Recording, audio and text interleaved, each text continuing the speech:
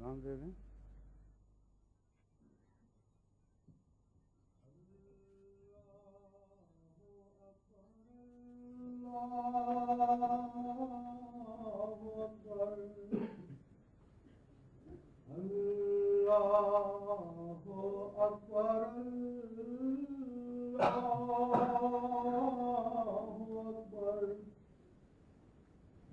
أشهد أن لا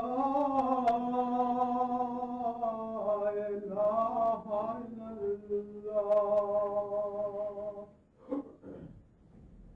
أشهد أن لا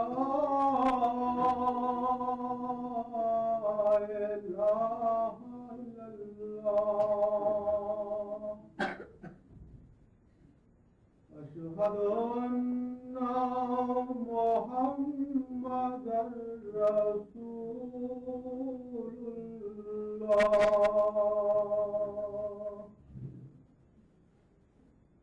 أشهد أن محمدا رسول الله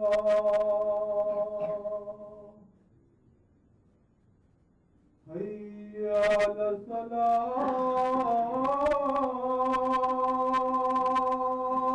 الصلاة حي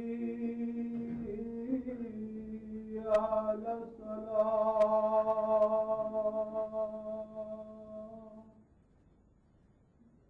حي على الفلاح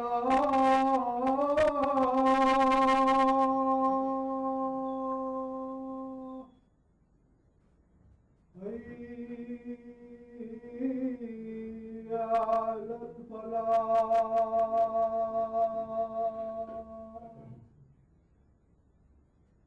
الله أكبر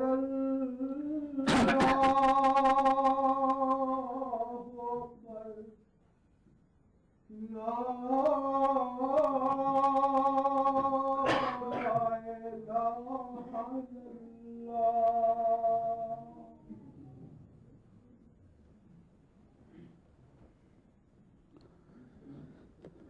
أشهد أن لا إله إلا الله وحده لا شريك له وأشهد أن محمدا عبده ورسوله أما بعد فأعوذ بالله من الشيطان الرجيم بسم الله الرحمن الرحيم الحمد لله رب العالمين الرحمن الرحيم مالك يوم الدين إياك نعبد وإياك نستعين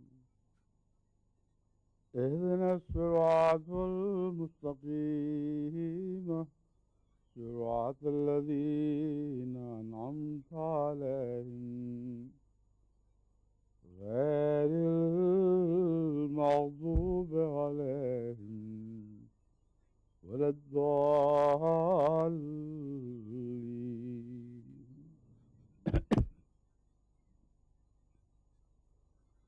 اللہ تعالیٰ کے فضل کے ساتھ جماعت احمدیہ جب سے دعوت اللہ کے کام میں بیدار ہو کر مصروف ہوئی ہے، مولویوں کے کیمپ میں تو گویا کھلبلی مچ گئی ہے.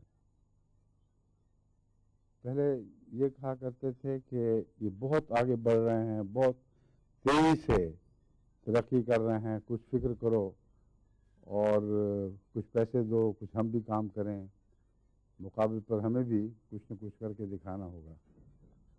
اور آپ کہہ رہے ہیں کہ سب گپے مار رہے ہیں، بالکل ترقی نہیں کر رہا ہے، صرف ہماری ترقی سے حسد کرتے ہوئے اب انہوں نے بوکھلا کے یہ باتیں شروع کر دی ہیں کہ ہم بہت ترقی کر رہے ہیں. یہ جو اچانک پلٹا کھایا ہے انہوں نے، یہ اس بات کا غماز ہے کہ بہت گہری چوٹ پڑی ہے، بھندا گئے ہیں، ابھی تک ان کو ہوش نہیں آ رہی کہ ہم کریں تو کیا کریں، کس طرح احمدیت کے راستے روکیں۔ لیکن جتنا یہ راستے روکنے کی کوشش کریں گے، یہ قطعی یقینی بات ہے، اٹل ہے کہ اتنا ہی تیزی سے جماعت اور زیادہ ترقی کرتی چلی جائے گی۔ اب تو ان کی حسرتوں کے دن آ رہے ہیں جو بڑھتے چلے جائیں گے۔ اب تو ہماری مرادیں پانے کے دن آ رہے ہیں اور مرادوں والی راتیں آ رہی ہیں۔ دن بھی ترقی ہوگی اور رات بھی ترقی ہوگی اور ہوتی چلی جائے گی۔ کوئی دنیا کی طاقت نہیں جو اس تقدیر کو بدل سکے۔ وہ آثار ہم دیکھ رہے ہیں کس رفتار سے اللہ تعالیٰ ہمیں آگے بڑھا رہا ہے اور آگے بڑھاتا چلا جائے گا۔ اب تو لاکھوں پر خوشی ہو رہی ہے۔ میں وہ دن دیکھ رہا ہوں جب اس صدی سے پہلے کروڑوں کی تعداد میں ایک سال میں ہم بھی ہوں گے۔ اب فکر ہے تو سنبھالنے کا فکر ہے۔ مجھے تو بس یہی ایک فکر لگا رہتا ہے کہ ان آنے والے مہمانوں کو سنبھالیں کیسے، کس طرح ان کی عزت افزائی بھی کریں اور ان کو اپنی ذمہ داریاں بھی سمجھائیں، تاکہ یہ ہمارے ساتھ ڈیڈ ویٹ کے طور پر نہ چلیں بلکہ بوجھ اٹھانے والے ساتھی بن جائیں۔ کیونکہ جتنی آئندہ رفتار میں ترقی دکھائی دے رہی ہے، اس رفتار کے ساتھ ہمیں بہت سے کارکنوں کی ضرورت ہے جو ان کو سنبھالیں، ان کو ساتھ لے کر چلیں، اور نئے آنے والوں میں سے ہمیں لازماً وہ تیار کرنے ہوں گے۔ اس وجہ سے میں بہت دیر سے زور دے رہا ہوں کہ اگر آپ نئے آنے والوں کی تربیت کرنا چاہتے ہیں تو ان پر کام کے بوجھ ڈالیں۔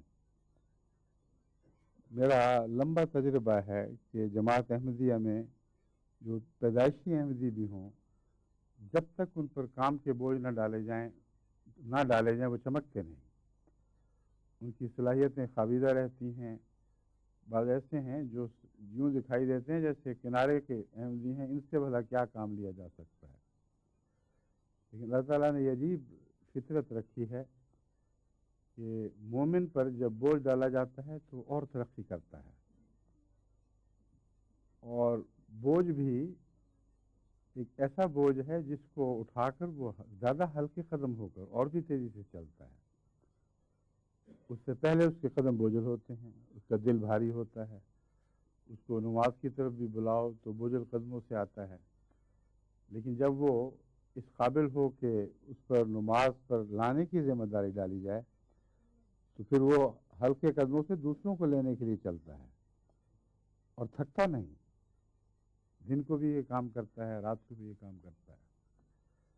بس بوجھ میں ایک جو دین کا بوجھ ہے، خصوصیت سے جو اللہ کے طرف سے عائد کردہ فرائض کا بوجھ ہے، حقیقت یہ ہے کہ مومن پر وہ بوجھ نہیں ہوتا بلکہ اسے اور بھی زیادہ ہلکا کر دیتا ہے۔ اس کی زندگی میں ایک تر و تازگی پیدا ہو جاتی ہے، اس کے سانس ہلکے ہو جاتے ہیں، لطف آتا ہے۔ لیکن وہ لوگ جو مذہب سے دور ہوں، جن کو مذہب سے آشنائی نہ ہو، جن کو خدا کا تعارف نہ ہو، جن کو اللہ سے محبت نہ ہو، ان کے لیے قرآن ایک دوسری مثال پیش کرتا ہے۔ ان کو جب نیک کاموں کی طرف بلایا جائے تو اس طرح چڑھتے ہیں جیسے دل کا مریض سیڑھیاں چڑھ رہا ہو اور اس کی سانس تنگ سے تنگ تر ہوتی چلی جاتی ہے، اس کا سینہ بوجھل ہو جاتا ہے۔ تو دیکھو ان دونوں میں کتنا فرق ہے۔ ایک وہ ہیں کہ جن پر جب بوجھ ڈالے جائیں تو اور زیادہ ہلکے قدموں کے ساتھ، خوشی کے ساتھ، ذوق شوق سے آگے بڑھتے ہیں اور مزید کا مطالبہ کرتے ہیں، اور کچھ وہ ہیں جن کو معمولی کاموں کی طرف بلاؤ تو تب بھی ان کے دل بھاری ہو جاتے ہیں۔ اللہ تعالیٰ نے یہ جو نظام مقرر کیا ہے اس کے ساتھ ایک دعا بھی جاری فرمائی ہے، اور وہ دعا یہ ہے، ربنا ولا تحملنا ما لا طاقت لنا بہ۔ اے ہمارے اللہ، اے ہمارے رب، ہم پر وہ بوجھ نہ ڈالنا جو ہماری طاقت سے بڑھ کر ہوں۔ اب یہ مضمون پہلے بھی میں کھول چکا ہوں، اس وقت جو باتیں پہلے کر چکا ہوں ان کو نہیں دہراؤں گا، صرف یہ سمجھانا چاہتا ہوں کہ اس سے غلط فہمی شاید یہ پیدا ہو جاتی ہے کہ مومن بوجھ سے بھاگ رہا ہے اور اس سے خوف ہے کہ اللہ اس کی طاقت سے بڑھ کر بوجھ ڈال دے گا۔ طاقت کے متعلق یاد رکھنا چاہیے کہ استطاعت اور چیز ہے اور طاقت اور چیز ہے۔ ایک انسان جو بہت زیادہ کھانے کی استطاعت بھی رکھتا ہو، جب بیمار ہو جائے تو بہت تھوڑا کھانے کی طاقت رکھتا ہے۔ ان دو چیزوں میں بہت فرق ہے۔ یہ تو ناممکن ہے کہ اللہ تعالیٰ استطاعت سے بڑھ کر بوجھ ڈال دے۔ ہاں، جتنی استطاعت عطا فرمائی ہے ہم اسے استعمال نہ کر رہے ہوں اور کمزور ہو رہے ہوں، ہمیں ٹانگیں دی ہیں، ہمیں بازو دیے ہیں، ہم ان کو استعمال نہ کریں اور عدم استعمال کی وجہ سے ایسے لاغر ہو جائیں، اگر لمبا عرصہ استعمال چھوڑ دیں تو بعض لوگوں کو ہمیں اٹھائے لیے پھرنا پڑے گا۔ اگر بچوں کو چلنے کی تربیت نہ دی جائے تو 8-10 سال کی عمر تک اسی طرح رہنے دیں تو شاید ان کو چلنا آئے ہی نہ پھر۔ اگر بولنے کی تربیت نہ دی جائے تو اس پر تو سائنسدانوں نے تجربے کیے ہیں کہ اگر 11-12 سال تک صلاحیتوں کے باوجود، استطاعت کے باوجود بچے کی طاقت کو استعمال نہ کیا جائے اور اسے تربیت نہ دی جائے تو اس کے بعد پھر کبھی سیکھ ہی نہیں سکتا، اس کی صلاحیت مر جاتی ہے۔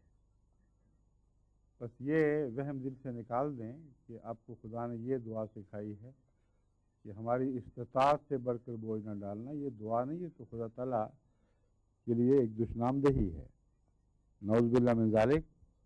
اللہ ایسا عقل سے خالی ہے کہ وہ لوگوں پر جتنی طاقت کا ان کو، جتنی استطاعت کا ان کو بنایا ہے اس سے بڑھ کر بوجھ ڈالتا پھر۔ یہ تو خدا تعالیٰ کی ہستی پر الزام ہے، یہ کوئی دعا نہیں ہے۔ اس لیے یاد رکھیں کہ ہم ملنا مالا طاقت لنا بے میں مراد یہ ہے کہ تو نے ہمیں بہت استطاعتیں بخشی ہیں، غیر معمولی صلاحیتیں عطا کی ہیں، ہم ایسے نکمے ہیں کہ انہیں استعمال نہیں کر سکے، جس کی وجہ سے سرے دست ہم میں طاقت نہیں ہے۔ اس کے بعد اسی لیے مغفرت کا مضمون شروع ہوا ہے۔ ربنا ولا تحملنا ما لا طاقت لنا به واعف عنا واغفر لنا ورحمنا۔ اے خدا ہم سے عفو کا سلوک فرما، ہمیں بخش دے جو ہم سے غلطیاں ہوئی ہیں، کوتاہیاں ہوئی ہیں، تو نے ہمیں صلاحیتیں عطا کی اور ہم استعمال نہ کر سکے اور اب ہمیں عادت نہیں رہی۔ اور پھر ورحمنا، جس طرح کمزور بچے کو جس کو چلنا نہ آئے، حالانکہ چلنا چاہیے، آپ جب چلنا سکھائیں گے تو کچھ تکلیف اسے پہنچے گی، لیکن آپ یہ نہیں کہہ سکتے کہ 8 سال کے ہو گئے اب تم نے ضرور اتنا ہی چلنا جس طرح باقی بچے چلتے ہیں۔ اگر کسی غلطی سے، ماں باپ کی غلطی سے یا کچھ اور معاشرے کی خرابی سے اسے ٹانگیں استعمال کرنے کی طاقت نصیب ہی نہیں ہوئی تو پھر رحم کا معاملہ ہے، پھر شروع میں رحم کیا جاتا ہے۔ اور بچوں کے ساتھ اسی مضمون میں خدا تعالیٰ نے رحم کا مضمون ہی بیان فرمایا ہے، اور بوڑھوں کے ساتھ بھی، جیسا کہ فرمایا ورحمہما کما ربیانی صغیرا۔ دعا سکھائے انسان کو کہ اے اللہ میرے ماں باپ پر اسی طرح رحم فرما جس طرح بچپن میں رحم کے نتیجے میں ہماری تربیت کیا کرتے تھے اور ہماری صلاحیتوں کو اجاگر کیا کرتے تھے۔ بس اللہ تعالیٰ نے جو صلاحیتیں بخشی ہیں، اللہ کا حق ہے کہ ان تمام صلاحیتوں کے مطابق آپ پر بوجھ ڈالے، لیکن آپ سے کوتاہی ہوئی، ہم سے کوتاہی ہوئی، ہم ان صلاحیتوں کے باوجود سوتے رہے، غفلتوں میں پڑے رہے، ان کو استعمال نہ کر سکے، اس کے نتیجے میں اب ناطاقتی محسوس کرتے ہیں۔ تھوڑا سا کام بھی دیا جائے تو بوجھ محسوس ہوتا ہے۔ اس کا علاج کیا ہے؟ اس کا علاج ایک تو یہ دعا ہے، دوسرے کام ڈالنا ہے کمزوروں پر۔ یہ علاج نہیں ہے کہ کمزوروں کے سپرد کام نہ کیا جائے۔ اور جتنے بھی اچھے ورکر، اچھے کارکن خدا تعالیٰ کے فضل سے جماعت کو مہیا ہوئے ہیں، شاذ ہی ان میں سے ایسے ہوں گے جو بچپن ہی سے اچھے کام کرنے والے تھے، جن کو فطرتاً شروع ہی سے اللہ تعالیٰ نے اس طرف رجحان عطا کیا تھا۔ بڑی تعداد ان میں سے ایسی ہے جو بظاہر نکمے محسوس ہوتے تھے، نہ کام کی عادت، نہ کام کا پتہ، نہ کام کا تجربہ، اور دیکھنے میں لگتا تھا بھلا ان پر بوجھ ڈالو تو کیسے اٹھا سکیں گے، اور جب ڈالے گئے تو اللہ نے ان کو طاقت عطا فرمائی، اور اس دعا کے ساتھ جب وہ کام کرتے ہیں تو پھر بہت تیزی کے ساتھ ترقی کرتے ہیں۔ تو اگر جماعت کا ایک حصہ فعال نہیں ہے تو ہمارا قصور ہے، ان کا قصور ہے جن کو خدا نے فعال ہونے کی طاقت بخشی ہے، جن کو یہ دعا سکھائی ہے، جو ان باتوں کو جانتے ہیں۔ ان کو چاہیے کہ اپنے بھائیوں پر بوجھ ڈالیں، اور بوجھ ڈال ڈال کر ہی ان کو آگے بڑھائیں، لیکن یہ یاد رکھیں کہ بوجھ ڈالتے وقت آپ بھی تو خدا سے توقع رکھتے ہیں کہ وَلَا تُحَمِّلْنَا مَا لَا طَاقَةَ لَنَا بِهِ، اے ہمارے رب، ہم پر طاقت سے بڑھ کر بوجھ نہ ڈالنا، تھوڑا تھوڑا ڈالیں، اتنا کہ وہ خوشی سے اٹھا سکیں، اور جب اس کو اٹھائیں گے تو پھر اور کی طلب پیدا ہوگی، پھر اور کی طلب پیدا ہوگی۔ وہ لوگ جو ورزش کر کے جسم کماتے ہیں، پہلے دن ہی ان کو جسم کمانے کا ویسا شوق نہیں ہوتا، بلکہ شروع میں تو پچھتاتے ہیں کہ ہم کس مصیبت میں پڑ گئے، جسم میں کھلیاں پڑی ہوئی، اٹھنا بیٹھنا، اپنا جسم کماتے ہیں، ایک اعلیٰ مقصد کے لیے اپنی طاقتیں بناتے ہیں، اور اس وجہ سے ان کو یہ خطرہ کوئی نہیں کہ محض کام کی خاطر کام کر رہے ہوں۔ اللہ تعالیٰ کے فضل کے ساتھ جب وہ کام کرتے ہیں اس کی جزا بھی ان کو ملتی ہے، اور کئی طریقے سے جزا ملتی ہے۔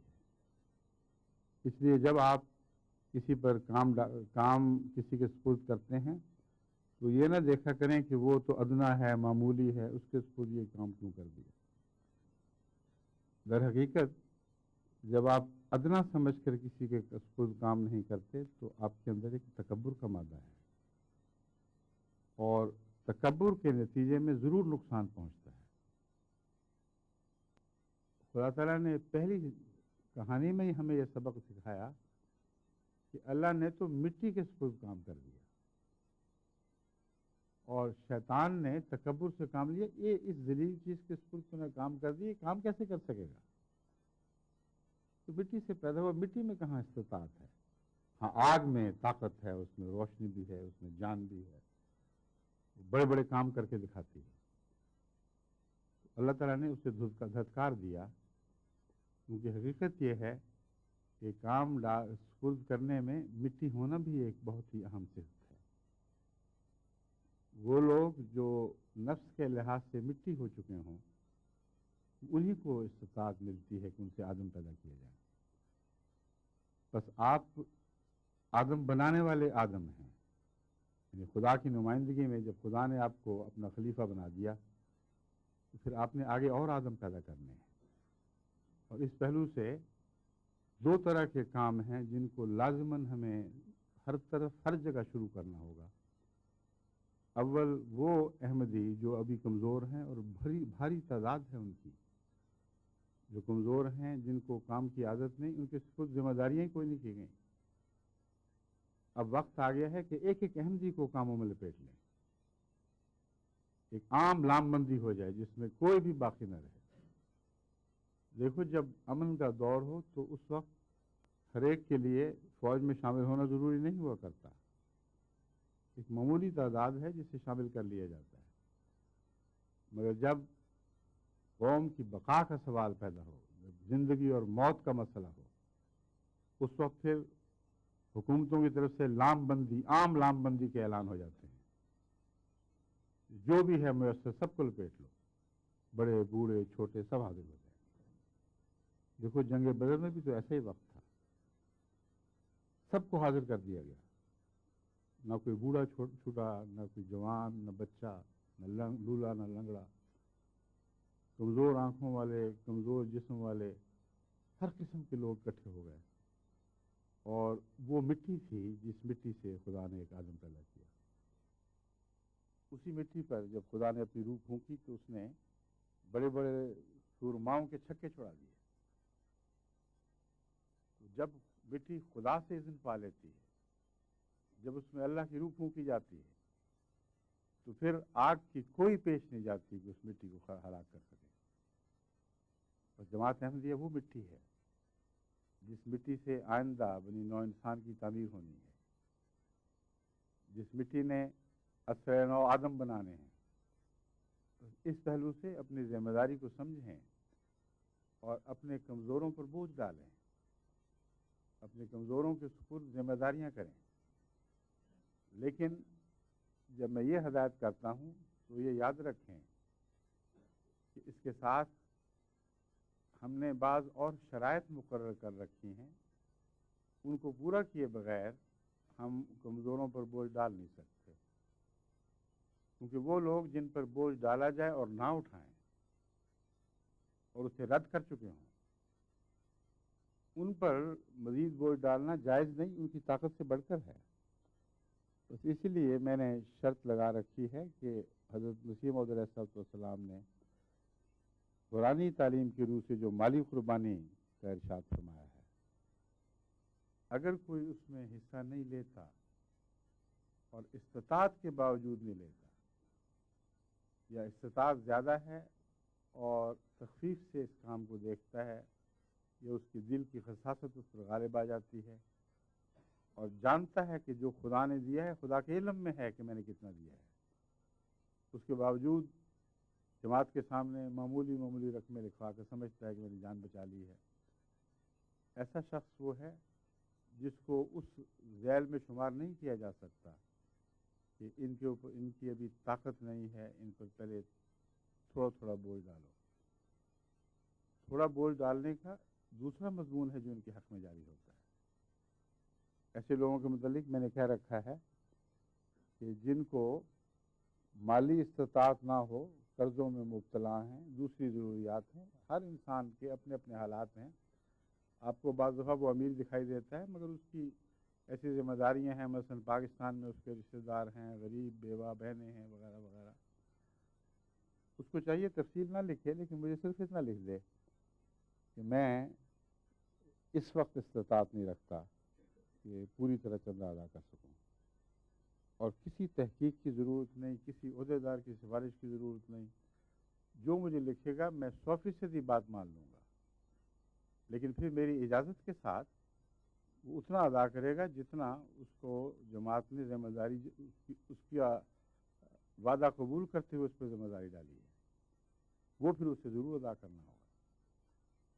بس ایسے لوگ بھی ہیں جن کو طاقت کے مطابق مالی بوجھ، جن پر طاقت کے مطابق مالی بوجھ ڈالے جاتے ہیں، اس لیے یہ مضمون کلیتاً بے تعلق نہیں ہے، لیکن جو سب کچھ ہوتے ہوئے پھر حاضر نہیں ہوتے، خدا کا دیا ہوا خدا کے رضا کی خاطر اس کے حضور واپس نہیں کرتے، ان کا پھر یہ حق نہیں کہ ان پر دوسرے بوجھ بھی ڈالے جائیں، پھر وہ اپنی دنیا پر راضی ہیں، دنیا میں رہیں۔ ایسے لوگوں سے کوئی جماعتی خدمات نہیں لینی، لیکن جنہوں نے جیسا کہ میں نے بیان کیا ہے اپنی جائز ضروریات کے پیش نظر اس جھگڑے میں پڑے بغیر کہ وہ سچ بول رہے ہیں یا نہیں بول رہے ہیں، جو بھی مجھے کہا میں نے مان لیا، جو اس شرط کو بھی کو پورا کر دیتے ہیں ان کا معاملہ خدا کے سپرد ہے، ان کے سپرد ذمہ داریاں کی جا سکتی ہیں مگر عہدے نہیں۔ ان دو چیزوں میں بڑا فرق ہے، اس لیے میں بات کھول رہا ہوں کہ اب یہ عام سلسلہ چلے گا، کثرت کے ساتھ جماعت میں ان لوگوں پر ذمہ داری ڈالی جائے گی جن پر پہلے نہیں تھی۔ تو یہ بات خوب کھل جانی چاہیے کہ میری کیا مراد ہے۔ ایسے لوگوں پر کام کی ذمہ داریاں ڈالیں، مگر عہدے اس لیے نہیں کہ جو عہدے دار ہے اس کو ایک نمونہ ہونا چاہیے، اس پر حرف نہیں ہونا چاہیے، جو اس کے ذاتی معاملات ہیں جو خدا کی نظر میں ہیں ہمیں اس سے غرض نہیں ہے۔ جب تک خدا کسی پر ستاری کے پردے رکھتا ہے، کسی کو حق نہیں ہے کہ وہ جھانک کر اس کے گھر میں دیکھے۔ اگر ایسا کرے گا تو خدا خود اس کو بے پردہ کر دے گا۔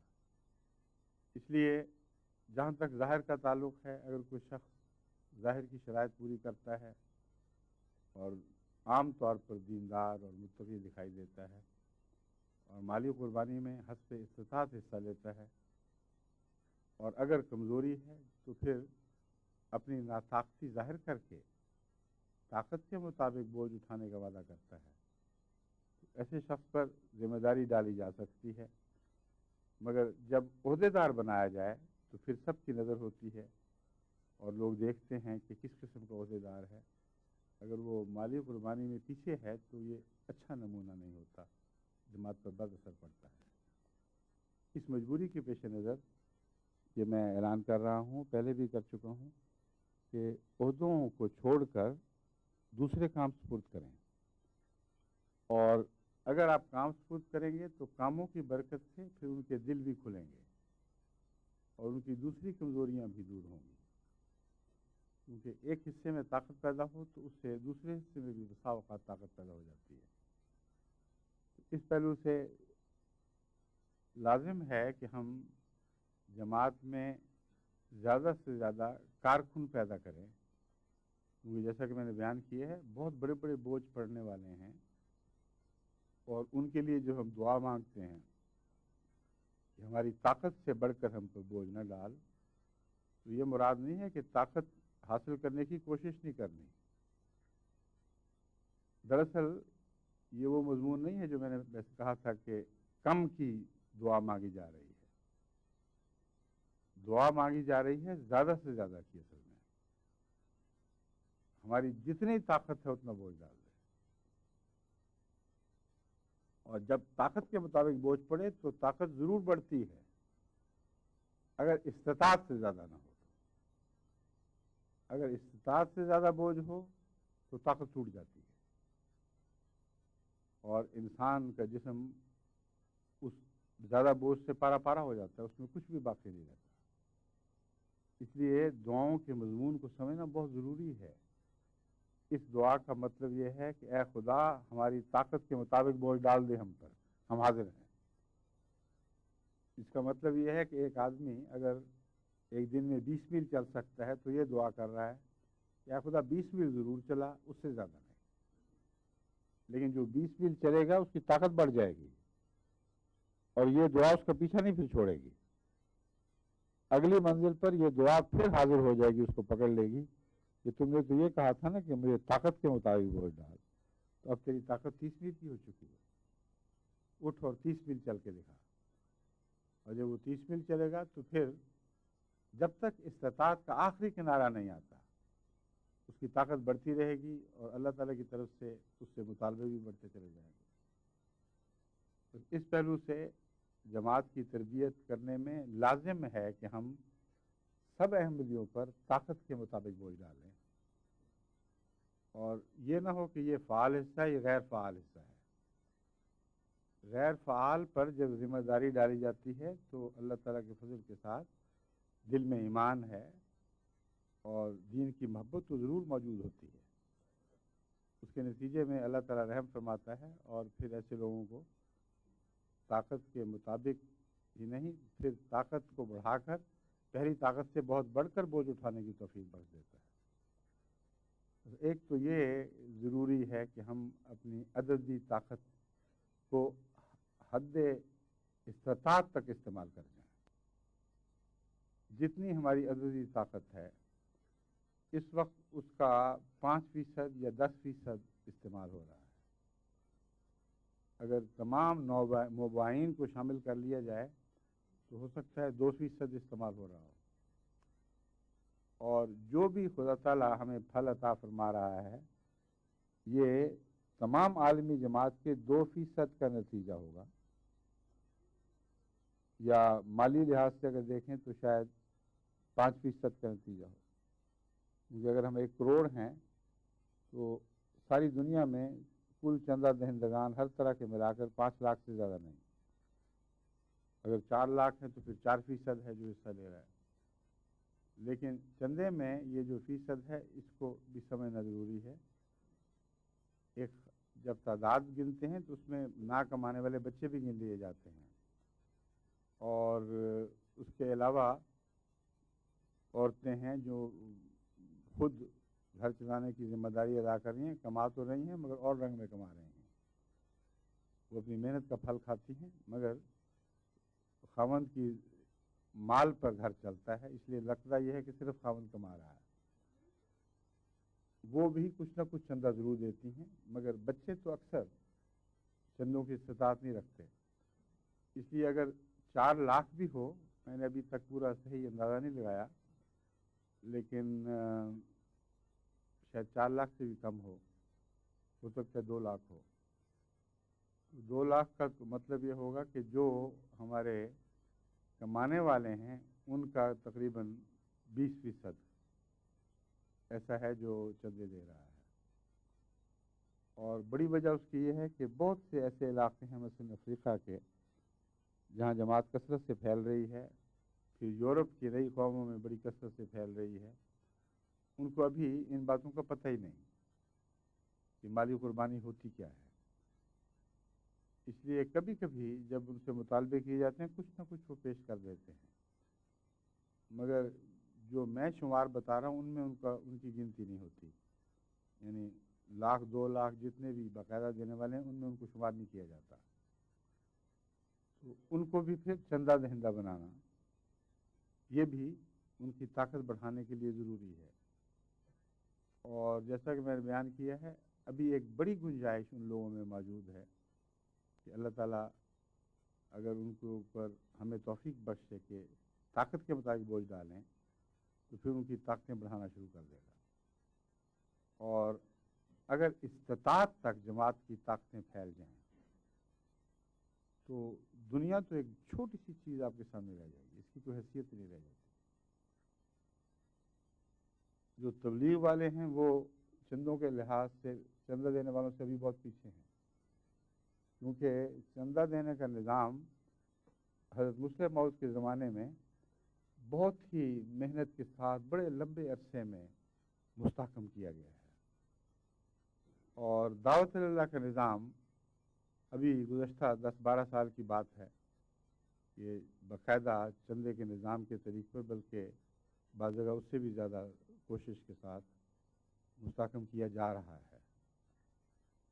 اور اب تک جو خدا کے فضل سے نتائج نکلے ہیں وہ حیرت انگیز ہیں، میری توقع سے بہت بڑھ کر ہیں، کیونکہ میں جانتا ہوں کہ کسی شخص کو جو نادہندہ ہو دہندہ بنانا نسبتاً آسان ہے، مگر غیر مبلغ کو مبلغ بنا دینا اور ایسا مبلغ بنا دینا کہ وہ آگے پھر پھل پیش کر سکے، یہ ایک بہت مشکل کام ہے.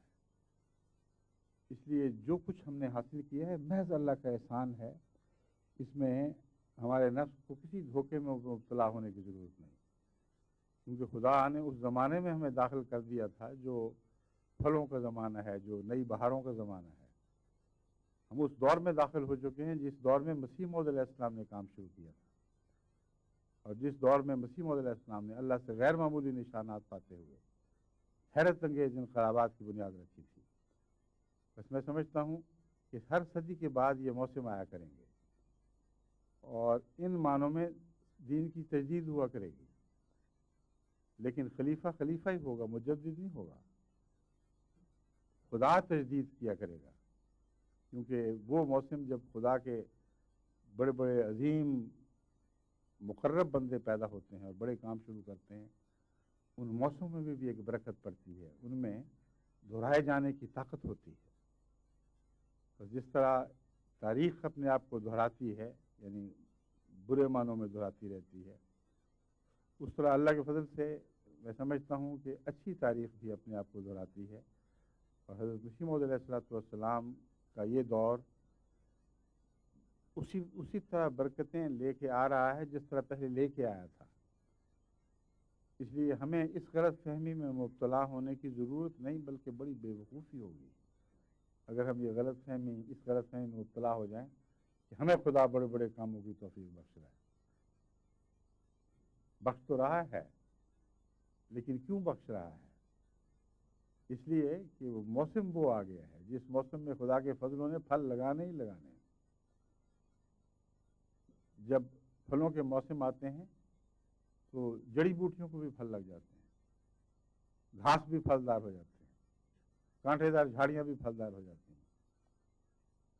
मगर अल्लाह ताला ने ये जो मौसमों को दोहराया है, इसमें अगरचे महज अल्लाह का फजल है, लेकिन साथ एक कानून ये भी रखा है कि तुम्हें कुछ ना कुछ तो हाथ हिलाना होगा, कुछ तो कोशिश करनी होगी। अगर तुम कुछ नहीं करोगे तो ये मौसम आके गुजर जाएगा, अपने फल अपने साथ ले जाएगा, फिर वो उनको झाड़ देगा, ये बोसीदा हो जाएंगे, ये मिट्टी में मिल जाएंगे और तुम्हारे हाथ कुछ नहीं आएगा। बस ये दुरुस्त है कि हमारी मेहनत नहीं है, महज अल्लाह का फजल है, मगर ये भी दुरुस्त है कि अल्लाह का फजल भी मेहनतों के तकाजे करता है और कुछ ना कुछ तो हाथ हिलाने की तवक्को खुदा अपने बंदों से रखता है। अगर वो इतना भी नहीं करेंगे कि उसकी फजलों को समेट सकें तो उन फजलों से महरूम रह जाते हैं। तो इस पहलू से अब फल इतने हो चुके हैं और इतने बढ़ रहे हैं कि समेटने वाले हाथों की बड़ी ज़रूरत है। सिंध में हमें ज़मींदारे का मौका मिला है, मुझे खुद ज़ाती तौर पर खलीफतुल सालिस ने अपने हिस्से का निगरान बनाया हुआ था। तो वहाँ सिंध में मैंने देखा है हमेशा जब फल का वक्त आता है तो मुकामी ज़मींदार जो फल काश्त करते हैं वो संभाल नहीं सकते, इसलिए वो थर से मजदूर आते हैं और बहुत ज़्यादा आदमियों की ज़रूरत दरपेश होती है जो आके फिर फसलों को संभालते हैं। अगर वो ना संभालेंगे तो सारी फसलें हाथ से निकल जाती हैं। बस जब फल ज़्यादा हों तो मज़दूरों की भी ज़रूरत पेश आती है और ज़्यादा मज़दूर चाहिए हैं। हमें भी खुदा की राह के मज़दूरों की ज़रूरत है और इस तरफ मैं जमात को बुला रहा हूँ कि इस मज़दूरी के लिए अपने आप को पेश कर दो। अब तुम में जो भी इस्तिताअत है इनकिसारी के साथ वही इस्तिताअत लेकर जमात की खिदमत में हाजिर हो जाओ और जमात के दौरान जिन शराइत के साथ मैंने काम लेने की इजाज़त दी है उन शराइत को मलहूज़ रखते हुए इन मज़दूरों को समेटें, इनके सपुर्द काम करें और जितना आप इन पर काम डालेंगे देखना कि इनकी इस्तिताअत बढ़ती चली जाएगी। ये जो मज़मून है रब्बना वला तुहम्मिलना मा ला ताक़त लना बिह, इसको अगर सही मानों में समझ जाएं तो गिरदो पेश पर नज़र डालें तो फिर आपको गिरदो पेश के माने भी और तरह दिखाई देते हैं। वो शख्स जिसको आड़ा चलाना नहीं आता, जिसको तेजी से काम लेना नहीं आता, बसा औक़ात जब वो लकड़ी का काम करता है या ईंट पत्थर का काम करता है तो अपनी उंगलियां काट लेता है। लेकिन कुछ मज़दूर हैं जो बेचारे कुछ नहीं समझ रहे होते, वो सिर्फ मिस्त्रियों के मददगार बन के साथ काम कर रहे हैं, कोई लकड़ियां पकड़ा रहा है, कोई ईंट पत्थर उठा उठा के ला रहा है। लेकिन ये बात भूलनी नहीं चाहिए कि वो लोग जो मेमार हैं या नज्जार हैं वो भी पहले मजदूर ही थे। वो भी इसी तरह पत्थर ढो के लाया करते थे या लकड़ियां पकड़ाया करते थे या कील कांटे दिया हाथ में दिया करते थे। लेकिन जब थोड़ा थोड़ा उन पर काम डाला गया तो देखते देखते वो बड़े बड़े माहिर मिस्त्री बन गए और बाज़ दफ़ा उन्हीं मज़दूरों में से उनसे बहुत बेहतर मिस्त्री बन जाते हैं जिन्होंने उनको काम सिखाया हो। तो आएंगे तो आप मजदूर के तौर पर, खुदा की राह के मजदूर के तौर पर, यही बहुत बड़ी इज्जत है। लेकिन अल्लाह आप ही में से फिर हर किस्म के मेमार और नज्जार पैदा करेगा, हर किस्म के माहिरीन पैदा करेगा जो आगे काम संभालने की इस्तिताअत हासिल करेंगे, जिनकी ताकत के मुताबिक काम करने के नतीजे में उनकी ताकतें बढ़ाई जाएंगी। बस इस पहलू से जो 2 या 4% हम हैं काम करने वाले, हकीकत में उनकी भी पूरी सलाहियतें अभी चमकी नहीं हैं। उनमें भी बड़ी भारी तादाद है जिनकी पूरी सलाहियतें बुरे कार नहीं आई, जिन्होंने ज़्यादा मश्क नहीं अभी तक की कामों की या कामों की जिम्मेदारी को आसन रंग में पूरी बशाशत से अदा नहीं कर रहा है।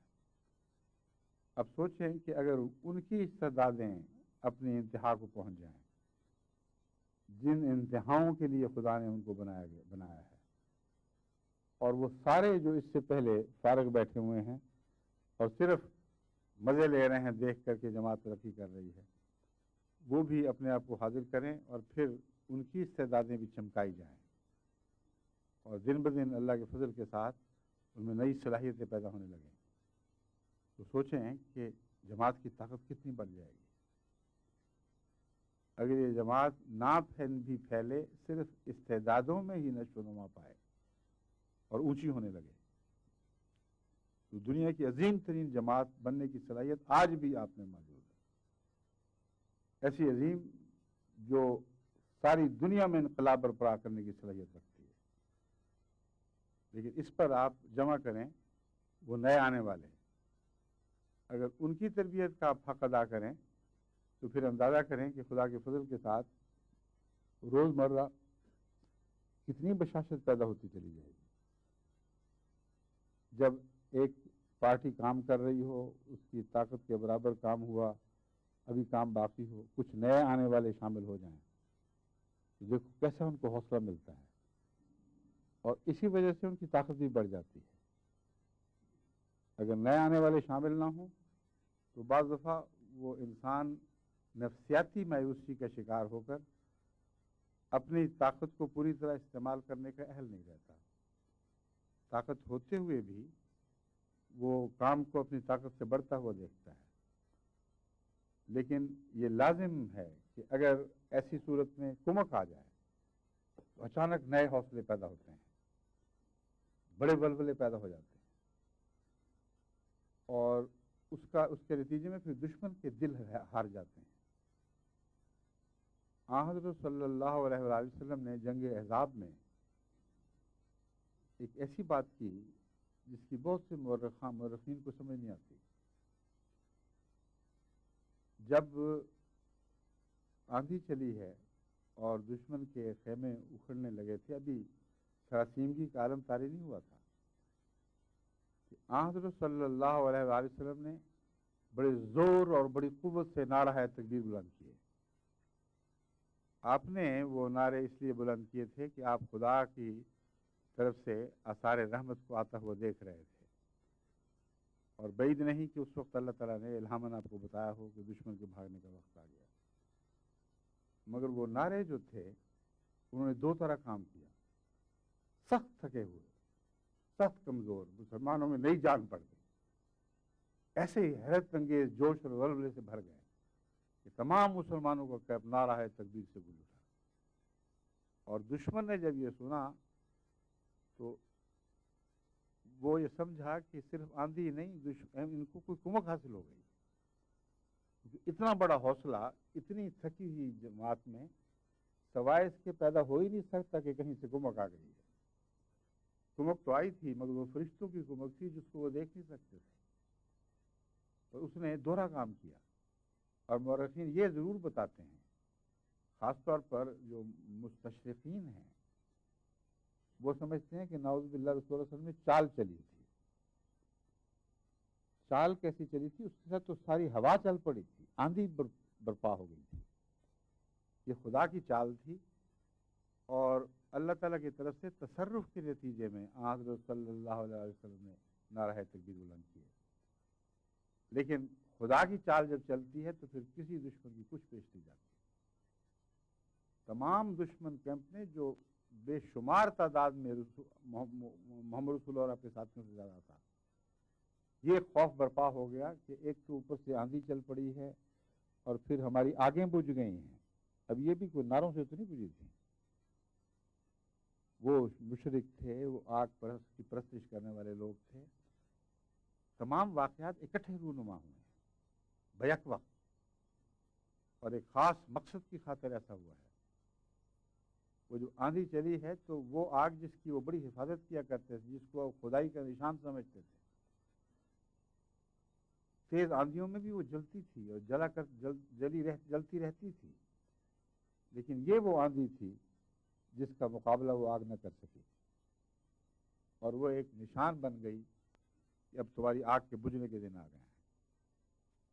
وہ جب دیکھا تو مشرک توہم پرستوں کے تو چھکے چھوٹ گئے، اور ان کے لیڈر نے فوری طور پر اپنی اونٹنی کو پکڑا ہے اور بیشتر اس کے کہ وہ اعلان کر سکتا، اس نے خود بھاگنے کی وہ سمجھا کہ اب تو دشمن آ پہنچے ہمارے اوپر، اور حالت یہ تھی کہ وہ قلعے سے بندھی ہوئی تھی، اس کو کھولنا بھی بھول گیا، اس کو ایڑ لگاتا تھا، مارتا تھا اور اسے بھاگا نہیں جاتا تھا۔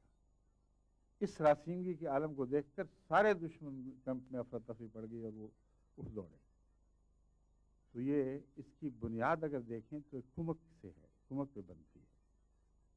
کمک کا مضمون بڑا گہرا ہے جو جنگی داؤ پیچ میں غیر معمولی اہمیت رکھتا ہے، مگر یہ کمک تھی جو اللہ کی طرف سے آئی تھی۔ آپ کی کمک بھی اللہ ہی کی طرف سے آئے گی، مگر آپ وہ ہاتھ پاؤں ضرور ماریں گے، آپ کو مارنے ہوں گے کہ وہ لوگ جو بغیر کام کے بیٹھے ہیں ان کو ساتھ شامل کر لیں۔ اس کے نتیجے میں طبی طور پر آپ میں حوصلہ پیدا ہوگا اور یہ لوگ فرشتوں کی طرح آپ کے دلوں کو طاقت بخشیں گے۔ اپنے میں سے بھی آدمی ڈھونڈیں اور ان کی تربیت کریں، اور جو نئی قومیں ہم میں داخل ہو رہی ہیں ان پر جلد از جلد ذمہ داریوں کے بوجھ ڈالیں۔ میں نے افریقہ کے احمدیوں کو یہ ہدایت کی تھی کہ اگر غربت ہے تو خواہ ایک پیسہ لینا ہو، ان کو یہ نہ کہو کہ ہمیں تم اپنی آمد کا 16واں حصہ ضرور دو، اس طرح سے اجازت ہے۔ ان کو آپ کہیں کہ اگر تم ایک دمڑی ایک پیسہ بھی دے سکتے ہو تو خدا کے حضور پیش کرنا ہے، تم نے دعا کرتے ہوئے اللہ کے حضور پیش کرو کہ اے خدا میں یہ اپنی طاقت سمجھتا ہوں، اور پھر یہ دعا جب کرو گے کہ ربنا ولا تحملنا ما لا طاقت لنا بہ، تو یہ دعا خود آپ کو اندر سے ایک مذکر پیدا کر دے گی، اور ایسا ہی ہوتا ہے۔ وہ لوگ جو اجازتیں لیتے ہیں یا شروع میں کم دیتے ہیں کہ ہمیں طاقت نہیں، اگر وہ دعا گو ہوں تو ضرور ان کے اندر انقلاب برپا ہوتا ہے۔ وہ کہتے ہیں ہم نے تو کہا تھا طاقت تک کی حد تک بوجھ ڈالنا، ہم تو طاقت سے بہت کم پیش کر رہے ہیں، اور اگر دعا میں طاقت ہو یا سنسیریٹی اور خلوص ہو تو یہ خیال پیدا ہو یا نہ ہو یہ دعا پکڑ لیتی ہے، اور ان کو پتہ ہی نہیں لگتا کہ ہوا کیا ہے، لیکن ان کے دل میں عجیب عجیب طرح کی ندامتیں پیدا ہونے لگتی ہیں۔ اور بعض لوگ مجھے خط لکھتے ہیں اور حیرت انگیز باتیں لکھتے ہیں، کہتے ہیں ہم روتے ہوئے خط لکھ رہے ہیں، ہم ہوا کیا تھا، ہم نے کیوں تھوڑے کی درخواست کی، ہم نے اپنی زندگی گنوائی، اور کہتے ہیں ہم وعدہ کرتے ہیں آئندہ بھی دیں گے، پچھلا بھی پورا کریں گے، مگر خدا کے لیے یہ سہولت ہم سے اٹھا لیں، کیونکہ اب جیا نہیں جاتا اس سہولت کے ساتھ۔ اور پھر اللہ ان کے مالوں میں برکت ڈالتا ہے، ان کے ایمان میں برکت ڈالتا ہے، ان کے کاموں کی توفیق میں برکت ڈالتا ہے۔ تو عجیب لیکھیں ہیں، یہ مضمون ہی الگ ہیں، کہ ان کے لطف تو اٹھا کے دیکھو۔ یہ وہ بوجھ نہیں ہیں جو بوجھ پڑھتے ہوں تو زیادہ انسان بوجھل ہو جائے، یہ تو وہ بوجھ ہیں جب پڑھتے ہیں تو جسم ہلکے ہونے لگتے ہیں، کیونکہ خدا پھر خود ان بوجھوں کو اٹھاتا ہے۔ واعفو عنا کا مضمون یہی تو سمجھا رہا ہے کہ طاقت کے مطابق ڈالنا، لیکن عفو سے کام لینا، تاکہ ہم ان بوجھوں کو اٹھاتے ہوئے بالکل تکلیف محسوس نہ کریں۔ اگر یہ مضمون اس میں نہ ہو تو عفو کے معنی ہی کچھ نہیں ہے۔ واغفر لنا، اور جو کمزوریاں ہم میں ہیں ان سے بخشش سے کام لینا، جو ہم پہلے کر بیٹھے ہیں ان کے نقصان اب ہم نہ اٹھائیں۔ واغفر لنا کا مضمون اس دور سے تعلق رکھتا ہے جب اپنی نااہلی کی وجہ سے، اپنی کمزوریوں کی وجہ سے ہم نے اپنی طاقتوں کو پوری صلاحیت عطا نہیں کی، اور اب ترس رہے ہیں کاش ہم میں طاقت ہوتی تو ہم آگے بڑھ کر زیادہ کام کر سکتے۔ واغفر لنا، اے خدا ہماری کوتاہیوں کو بخش دینا اور ان کے بد نتائج سے ہمیں محفوظ رکھنا۔ ورحمنا، اور یہ حالت قابل رحم ہے۔ ایک آدمی دعا کرتا ہے مجھے طاقت کے مطابق دے، پھر ڈرتا ہے کہ اس کے باوجود میں کچھ بھی نہیں کر سکوں گا، میری تو بہت تھوڑی طاقت ہے، یہ حالت ہی بڑی قابل رحم ہے۔ اس لیے دعا کا آخری نتیجہ یہ نکالا ورحمنا، ہم سے رحم کا سلوک فرمانا، جیسے ماں باپ بچوں سے رحم کا سلوک کرتے ہیں۔ اور اس رحم کے سلوک کی یادیں ان کو پھر دعاؤں پر مجبور کرتی ہیں. وہ اپنے بوڑھے کمزور ماں باپ کے لیے دعائیں کرتے ہیں، جیسے انہوں نے ہم پر رحم فرمایا تھا، اے خدا تو اب ان پر رحم فرما. تو یہ وہ مضمون ہے جس کو سمجھتے ہوئے ان بڑھتے ہوئے بوجھوں کو ہم اٹھا سکیں گے. اگر ہم نے ان مضامین کو نہ سمجھا، اگر ان کا حق ادا نہ کیا، اگر اللہ تعالیٰ کی طرف سے واضح ہدایات اور روشنی کے باوجود اپنے بڑھتے ہوئے بوجھوں کو ہلکا کرنے کی کوشش نہ کی، یعنی ہلکا ان معنوں میں کہ ہمیں ہلکے محسوس ہوں، اور بڑھتے ہوئے ان معنوں میں کہ جتنے ہلکے محسوس ہوں اور بڑھتے چلے جائیں اور ہم انہیں ہلکا سمجھتے رہیں، یہ وہ کام ہے جس کام کے نتیجے میں دنیا میں انقلاب برپا ہوں گے. وہ تو شروع ہو چکے ہیں، ہو رہے ہیں، لیکن فکر یہ ہے کہ یہ نہ ہو کہ ہمارے پھل ہماری طاقت سے آگے بڑھ جائیں. جس طرح بعض دفعہ میں نے بیان کیا تھا کہ سندھ میں بھی میں نے دیکھا ہے بعض دفعہ فصلیں بہت زیادہ ہوں تو مصیبت پڑ جاتی ہے ذمہ دار کو.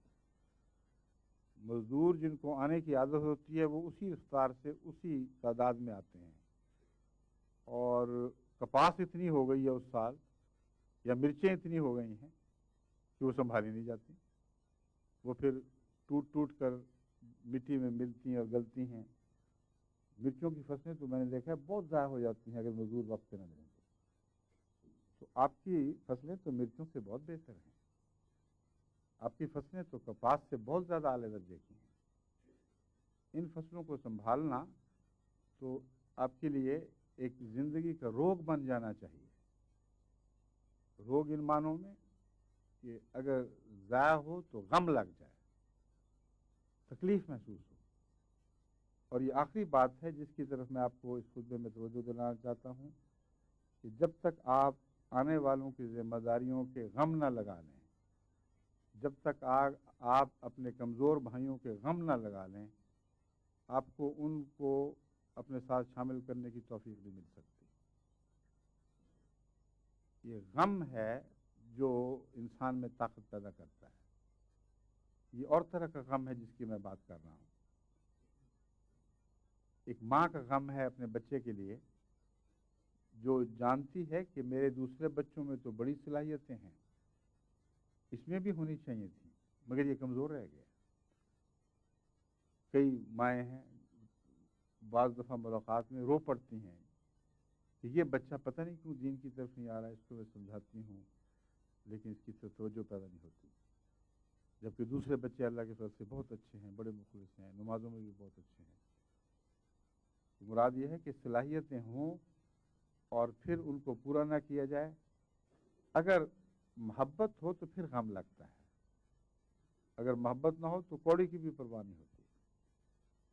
تو بری نوع انسان سے اگر سچی محبت ہو، اگر جماعت سے سچی محبت ہو، اس کے مقاصد سے سچی محبت ہو، تو کوئی آدمی بھی چین کی زندگی بسر نہیں کر سکتا جب تک اپنے کمزوروں کا غم نہ لگا لے. اور جب غم لگے گا تو ہر وقت آپ کو فکر رہے گی. پھر یہ ضروری نہیں ہوگا کہ عہدیدار آپ کے دروازے کھٹکھٹائے اور آپ کو کہے کہ فلاں کو بیدار کرنے کی کوشش کرو، فلاں کو آگے بڑھانے کی کوشش کرو. پھر آپ کا غم آپ کو مجبور کرے گا. ہر وقت یہ سوچیں گے کہ وہ کمزور بھی رہ گیا، وہ کمزور بھی رہ گیا، کیوں نہ اس کو بھی ساتھ شامل کیا جائے. تو ساری جماعت میں ایک کھلبلی سی مچ جائے گی، اور یہ غم ہے جو حیرت انگیز کہ سکھ پیدا کرے گا. دیکھو بہت سے سکھ ہیں جو لازماً غموں کی کوکھ سے پھوٹتے ہیں، اگر وہ غم نہ ہو تو سکھ بھی نہیں آتے. اور یہی وجہ ہے کہ اللہ ماں کو بغیر تکلیف کے بھی بچہ عطا کر سکتا تھا، مگر بچے کی غیر معمولی محبت کی خاطر ماں کو ان دکھوں سے گزارا جاتا ہے، اور ان دکھوں کا اس بچے کی محبت سے ایک گہرا ذاتی تعلق ہے. لوگ سوچتے نہیں ان باتوں کو، بعض دفعہ جہالت میں کہہ دیتے ہیں کہ ماؤں کو تکلیف کیوں ہوتی ہے. اگر بے تکلیف کے بھی بچے ہوتے تو گلیوں میں رلتے پھرتے، کوئی ان کو پوچھتا نہ، ماؤں کو بھی ان کی کوڑی کی پرواہ نہ ہوتی.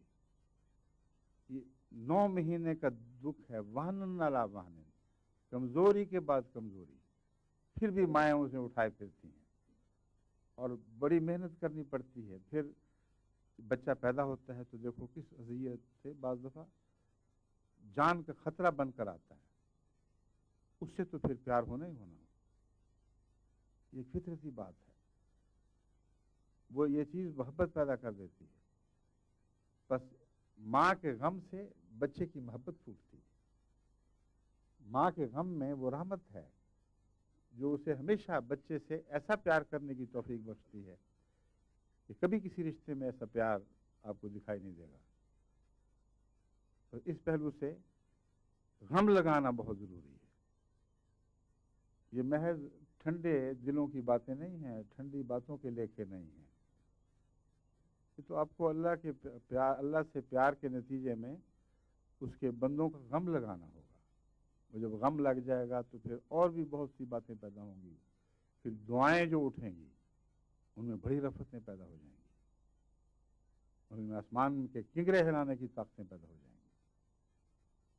پھر آپ کو راتوں کو اٹھ کے تہجد پڑھنے کی بھی توفیق مل جائے گی. پھر آپ کو اس پیار سے بات کرنے کی توفیق ملے گی کہ جس پیار کی نصیحت ضائع نہیں جایا کرتی. آپ کی اکثر نصیحتیں اس وجہ سے بیکار جاتی ہیں کہ ان میں پیار کی بجائے تلخی ہوتی ہے اور بسا اوقات تکبر ہوتا ہے. اگر ایک انسان خود نمازی ہو اور دوسرے کو بے نمازی دیکھ کر اس طرح اس کو کہے کہ بڑا تو محروم انسان ہے، نماز بھی نہیں پڑھ سکتا، اور دل میں یہ خیال ہو کہ دیکھو میں نمازی بن گیا ہوں، یہ تو بے حیثیت چیز ہے، تو اس کی نصیحت اس بے نمازی پر بھی بیکار جائے گی اور اپنی نماز کو بھی کھا جائے گی. نہ باہر کچھ رہے گا نہ اندر کچھ رہے گا. لیکن اگر محبت اور رحمت کے نتیجے میں کسی کا غم لگا ہو تو اس کی نصیحت میں شان ہی اور پیدا ہو جاتی ہے. وہ باہر کی نمازیں بھی پیدا کرتی ہے اور اندر کی نمازوں کی شان بھی بڑھاتی ہے. اس لیے ضروری ہے کہ آپ خدا کی خاطر خدا کے کاموں میں غم لگا بیٹھیں. دیکھو اپنی تجارتوں میں، اپنی دنیا کے کاموں میں آپ غم لگائے پھرتے ہیں. حضرت مسیح موعود علیہ السلام نے بارہا بڑی حسرت سے یہ لکھا ہے کہ وہ لوگ جو میری جماعت میں ہوتے ہوئے دنیا کے غموں میں دن رات لگے ہوئے ہیں، مجھے ان کی تصور سے تکلیف پہنچتی ہے. وہ دین کا غم تو لگا کے دیکھیں. اگر وہ دین کا غم لگائیں گے تو ان کو اپنے غم لگانے کی ضرورت نہیں رہے گی. یہ ایک اور نسخہ ہے جو حضرت مسیح موعود علیہ السلام نے ہمارے ہاتھوں میں تھما دیا ہے، اور بڑا کارگر نسخہ ہے. بارہا ہم نے دوسروں میں دیکھا، اپنی ذات میں دیکھا، ہر جگہ یہ نسخہ حیرت انگیز طور پر طاقتور اور کارفرما دکھائی دیا. کئی دفعہ میں نے بعض بزرگ صحابہ کی مثالیں دی ہیں کہ وہ اس نسخے کو باقاعدہ عمدن اس طرح استعمال کیا کرتے تھے جیسے کوئی ڈاکٹر کسی مریض پر کوئی نسخہ استعمال کرتا ہے. اور ان میں ہمارے عبد الرحمان صاحب میر سنگھ جو سکھوں میں سے آئے تھے لیکن بڑے ولی اللہ اور بزرگ اور ملہم اور سچے رویا اور کشور دیکھنے والے بزرگ بن چکے تھے. حیرت ہوتی تھی دیکھ کر. ایک دفعہ میں قادیان گیا، جب وہ بھی ساتھ تھے تو ان کے جو سکھ دوسرے ملنے والے ان کے گاؤں سے آئے ہوئے تھے، ان کے اندر زمین آسمان کا فرق تھا. حیرت ہوتی تھی کہ کس طرح مسیح موعود علیہ السلام نے خاک کی چٹکی سی کیمیا بنا دی. اور وہ خود بھی محسوس کرتے تھے، وہاں کے ماحول والے سارے، یہ کچھ کا کچھ بن چکا ہے. ان کا یہ دستور تھا. ان کو جب مالی تنگی ہو، اب یہ نسخہ پہلے آپ نے شاید نہ سنا ہو، میں نے سنایا ہو تو اور بات ہے، لیکن عموماً لوگوں کو پتہ نہیں کہ یہ بھی ایک نسخہ ہے. مالی تنگی محسوس ہوتی تھی تو بجائے اس کے کہ زیادہ وقت مال کمانے پر لگائیں، سارے کام چھوڑ کے تبلیغ کو نکل جاتے تھے. اور فارمولہ یہ بنایا ہوا تھا کہ میں اللہ کے کام کرتا ہوں، اللہ میرے کام کرے گا. اور کرتا تھا، کبھی بھی اس میں ناکامی نہیں ہوئی. ان کے واقعات جو اس وقت بھی سننے میں آئے، ابھی بھی شاید ان کی اولاد نے محفوظ کیے ہوں، ان میں حیرت انگیز اعجازی نشانات ہوتے تھے. وہ کام پہ گئے ہیں خدا کے کام پر، تبلیغ شروع کی، رات کو واپس آئے تو پتہ لگا کہ منی آرڈر آیا پڑا ہے کسی کی طرف سے تحفے کے طور پر، وہم و گمان میں بھی نہیں تھا کہ یہ رقم کہیں سے آئے گی، مگر وہ تحفہ مل جایا کرتا تھا۔ اللہ تعالیٰ تو خود کام بنا دیتا ہے، لیکن اگر غم لگا کر اس کے کاموں کے لیے اپنے آپ کو وقف کریں اور اس کے کاموں پر نگاہ رکھیں۔ بس جتنی قوم میں ہم میں نہیں آ رہی ہیں، خواہ اس ملک میں ہوں یا جرمنی میں ہوں یا افریقہ میں ہوں یا فار ایسٹ میں جو بحر الکاہل کے جزائر ہیں ان میں ہوں، ہر طرف ایک ہی نسخہ ہے جو کام کرے گا۔ آپ کو اپنے صلاحیتیں بڑھانے کے لیے اپنے بوجھ بڑھانے ہوں گے، اور جن پر بوجھ نہیں ہے ان پر بوجھ ڈالنے ہوں گے۔ جلد از جلد بھرتی شروع کریں، اور کام آپ کو اتنے میں بتا چکا ہوں کہ اگر آپ نے کرنے ہیں تو اس تعداد سے ہو ہی نہیں سکتے۔ کام بھی بہت ہی زیادہ ہیں اور بہت ہی اہم کام ہیں، ہماری بقا کے ساتھ تعلق رکھنے والے ہیں۔ آپ کو لازماً آدمی چاہیے، تو بجائے اس کے یہ سمجھیں کہ جو چار گنتی کے آدمی کام کر رہے ہیں وہی اچھے ہیں، اس تکبر میں مبتلا نہ ہوں۔ جن کو آپ برا سمجھتے ہیں ان کو پیار سے پکڑیں اور سمجھائیں، ان میں سے حیرت انگیز طور پر ایسے کیسے کام کرنے والے نکل آئیں گے جو آپ سے بھی بہتر ثابت ہوں گے، یعنی ہو سکتا ہے کہ بہتر ثابت ہو۔ پھر تمام نئے آنے والوں کو کسی طرح کاموں میں ملوث کریں۔ اس دفعہ جرمنی کے دورے پر جو بات میں نے خاص طور پر دیکھی ہے، اس نصیحت کے نتیجے میں جن جن جماعتوں میں نئے آنے والوں پر ذمہ داری ڈالی گئی ہے ان کی تو کیفیت بدل چکی ہے۔ جن پر کوئی بوجھ ڈالا گیا ہے وہ تو پہچانا نہیں جاتا، یوں لگتا ہے جیسے صحابہ کی اولاد ہو۔ تمام انداز بدل گیا ہے، نہ یورپ کا اثر، نہ سفید قوم کی طرف منسوب ہونے کا وہم ان کی راہ میں اور خدمت دین کی راہ میں حائل ہوا، یا ہو سکتا ہے وہ مٹی بن گئے۔ بس عجیب بات ہے کہ مٹی سے آدم بنتا ہے، اور جب آدم بنتا ہے تو پھر وہ مٹی ہو جاتا ہے، وہ خدا کی راہ میں خاک ہو جاتا ہے، اور یہی عرض کرتا ہے کہ میں تو خاک ہوں۔ مطلب یہ ہے کہ میں اپنی حیثیت نہیں بھولا، اے خدا تو نے مجھے بہت ترقی دی، بہت اونچی اڑانیں بخشیں، مگر میں جانتا ہوں کہ میں ہوں کیا۔ بس خاک سے اٹھنے والا آدم ہمیشہ خاک کی طرف لوٹتا ہے، اور یہی سچا انکسار ہے جو خدا کو پسند آتا ہے۔ یہی وہ انکسار ہے جس سے نبی بنتے ہیں، جس سے صدیق بنتے ہیں، جس سے شہید پیدا ہوتے ہیں، جس سے ولی اٹھتے ہیں۔ بس اس خاک سے آپ بھی اٹھیں، خود آدم بنیں، اور آدم بن کر پھر مٹی ہو جائیں، اور پھر آپ کی مٹی سے اور آدم اٹھیں۔ یہ وہ دور ہے جب ہمیں اس کثرت کے ساتھ بار بار نئے پیدا ہونے والے آدموں کی ضرورت ہے۔ اللہ ہمیں اس کی توفیق عطا فرمائے۔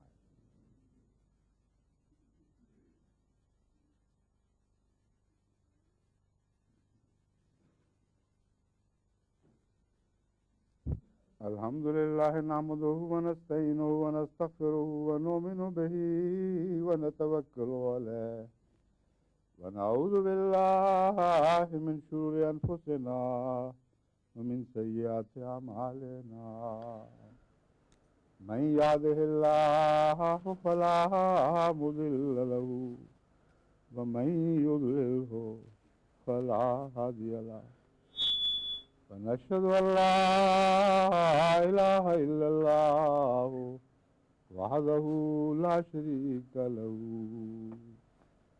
ونشهد أن محمدا عبده ورسوله۔ صدر صاحب انصار اللہ سوئٹزرلینڈ بشیر احمد صاحب طاہر کی طرف سے یہ ٹیکس موصول ہوئی ہے کہ اس خطبے میں ہمارے لیے بھی دعا کی درخواست کر دیں۔